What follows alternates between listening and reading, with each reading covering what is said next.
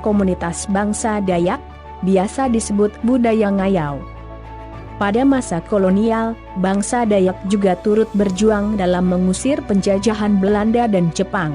Dengan figur tokoh-tokoh perjuangan seperti Pang Suma dengan Laskar Majang desanya, Pak Kasih, Ali Anyang, dan lain-lain.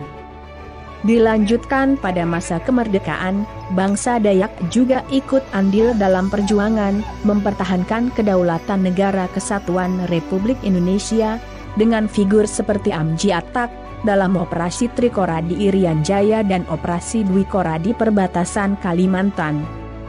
Yang dilanjutkan oleh Panglima Nayau, Panglima Ablio, yang turut membantu Tentara Nasional Indonesia dalam operasi penumpasan pemberontakan PGRS Paraku di Kalimantan Barat.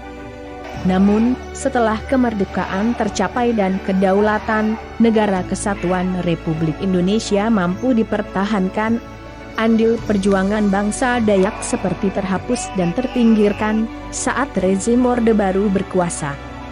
Apakah karena bangsa Dayak yang belum atau tidak siap dalam menghadapi tahap perjuangan berikutnya? Setelah era perjuangan fisik selesai dengan tercapainya kemerdekaan dan berhasil menumpas pemberontakan.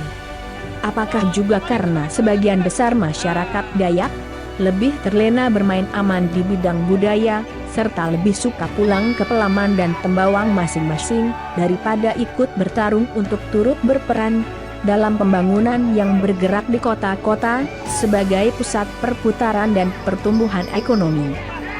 Tahap berikutnya setelah perjuangan fisik selesai adalah perjuangan penguasaan politik kenegaraan dan penguasaan sektor ekonomi, karena kedua hal tersebut bergerak dan tumbuh bersama pada masa damai. Politik akan kuat dan stabil jika ditopang ekonomi yang tumbuh dan berkembang, sementara ekonomi akan berkembang pada situasi politik yang kuat dan stabil.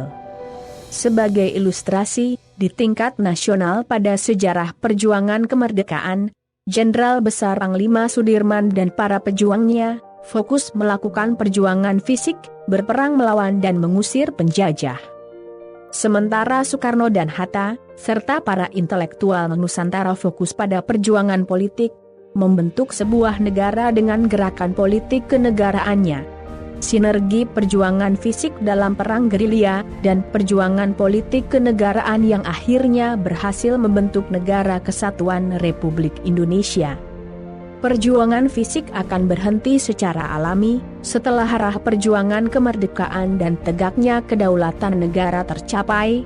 Sedangkan perjuangan politik kenegaraan akan terus bergerak dinamis selama negara tetap berdiri, dan kenyataannya para pelaku perjuangan politik kenegaraanlah yang akan terus memegang peranan penting dalam bernegara.